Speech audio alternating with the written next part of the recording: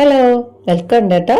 ഇന്നൊരു late night പരീക്ഷണത്തിന് ഇറങ്ങി തിരിച്ചിരിക്കുന്നത്. രാത്രി ഇത് കുഴച്ചോണ്ടിരിക്കുമ്പോൾ ഞാൻ കരുതുന്നത് നാളെ പകൽ ഇത് ഉണ്ടാക്കാം, ഇപ്പം അതിന്റെ മാവെല്ലാം കുഴച്ച് വെച്ച് ഫ്രിഡ്ജിൽ സൂക്ഷിക്കാം എന്ന് കരുതിയിട്ടാണ് ഇത് ചെയ്ത് തുടങ്ങിയത്. പക്ഷേ ചോറ് കഴിക്കാൻ വയ്യാത്ത എൻ്റെ മകള് രാത്രി 12 മണിയായപ്പം എനിക്ക് വിശക്കുന്നേന്നും പറഞ്ഞ് എന്നെ കൊണ്ട് ഉണ്ടാക്കിച്ചതാ. പിന്നെ ഞാനിത് പറഞ്ഞില്ല, ഇത് നമ്മൾ ഇന്നൊരു പപ്സ് പരീക്ഷണമാണ് കേട്ടോ. കഴിഞ്ഞ വീഡിയോ ഞാൻ പറഞ്ഞതുപോലെ നമ്മുടെ ഓവന് റെസ്റ്റ് കിട്ടണമെങ്കിൽ ഞാൻ ഇനി മടുക്കണം, എൻ്റെ ആരംഭശൂരത്വം നിൽക്കണം, എന്നാലേ ഇനി അവനൊരു റെസ്റ്റ് എടുക്കാൻ പറ്റും. പിന്നെ ഞാനൊരു കാര്യം പറയട്ടെ, ഞാൻ ജീവിതത്തിൽ ആദ്യമായിട്ടാണ് പപ്സ് ഉണ്ടാക്കാൻ പോകുന്നത്. അങ്ങനെ ഒരു പരീക്ഷണത്തിന് പറ്റിയ സമയമാണ് ഈ 12 മണി എന്ന് പറയുന്നത്. ഞങ്ങളുടെയൊക്കെ കുട്ടിക്കാലത്ത് ഇപ്പോഴത്തെ പോലെ എപ്പോഴും പോയി പുറത്തുനിന്നുള്ള ആഹാരം കഴിപ്പൊന്നും ഇല്ലല്ലോ. എപ്പോഴും ഒന്നല്ല, ദാഹിച്ച് വലഞ്ഞാൽ പോലും അമ്മ വീട്ടിൽ വന്നിട്ട് ഒരു തുള്ളി വെള്ളം പോലും കുടിക്കാൻ സമ്മതിക്കൂ.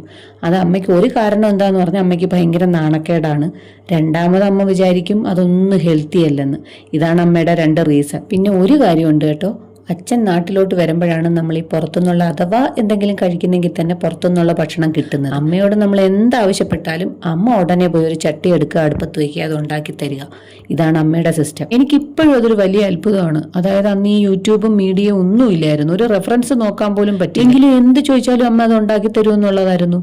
അങ്ങനെ ഒരു വട്ടം ഒരു പപ്സും ഉണ്ടാക്കി തന്നിട്ടുണ്ട്. ഒരു പപ്സ് അല്ല, ഒരു ദിവസത്തെ ബ്രേക്ക്ഫാസ്റ്റ് പപ്സ് ആയിരുന്നു. കാരണം നമ്മളൊരു പപ്സ് ആവശ്യപ്പെട്ടപ്പോൾ അമ്മ പിറ്റേന്ന് രാവിലെ അതെല്ലാം പരത്തി, പക്ഷേ നമുക്ക് OTG ഇല്ല, എണ്ണയിൽ വറുത്ത് കോരിയ പപ്സ് കേട്ടോ ഉണ്ടാക്കി തന്നത്. ശരിക്കും അതേ സെയിം പപ്സ് പോലെ തന്നെ നല്ല ടേസ്റ്റ് ആയിരുന്നു കേട്ടോ. പിന്നെ അങ്ങനെ തോന്നാൻ ഒരു കാരണം കൂടെ ഉണ്ട്.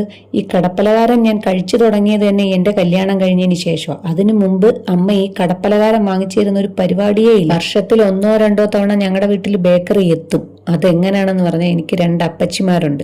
അവർ നമ്മളെ കാണാൻ വരുമ്പം ഇതുപോലെ എന്തെങ്കിലും ഒരു സ്നാക്സും വാങ്ങിച്ചുകൊണ്ടായിരിക്കും വരുന്നത്. അത് നമുക്ക് ദൂരെ നിന്നേ അറിയാൻ പറ്റും അവർ വരുന്നുണ്ട്, അവരെ കയ്യിലൊരു കവറുണ്ട്, ഇത് കാത്തിരിക്കും. ഈ റിലേറ്റീവ്സ് ഒക്കെ വീട്ടിൽ വന്ന് നിൽക്കുന്നത് അന്നും സന്തോഷമാണ്.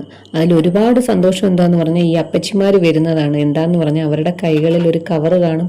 നമ്മുടെ ആ കുഞ്ഞു മനസ്സിൽ അതായിരിക്കുമല്ലോ നോട്ടം. ഈ കുഞ്ഞു മനസ്സ് വളർന്ന് വലുതായതിനു ശേഷവും അപ്പച്ചിമാർ വരുമ്പം കവറുണ്ടെങ്കിൽ ഒരു സന്തോഷം തന്നെ കേട്ടോ. അപ്പച്ചിയൊക്കെ ഇത്രയും വയസ്സായിട്ടും ആ പതിവിനൊന്നും ഒരു മാറ്റവും ഇല്ല. ഇപ്പോഴും വരുമ്പോൾ ഒരു കുഞ്ഞു പൊതി കയ്യിലുണ്ടാവും. ഇന്നിപ്പോ പലരും ഓർമ്മകളായി പോയിട്ടുണ്ടെങ്കിലും അവർ നൽകിയ ഓർമ്മകളൊന്നും അണയാതെ തന്നെ നിൽപ്പുണ്ട്. മധുരമുള്ള ഓർമ്മകളെല്ലാം തൽക്കാലം മാറ്റിവെക്കാം. കാരണം നമ്മളിതെല്ലാം ഉണ്ടാക്കി കഴിച്ചു കഴിഞ്ഞപ്പോഴത്തേക്ക് 12 മണിയായി. ഇനി നമുക്ക് ഉറങ്ങണം.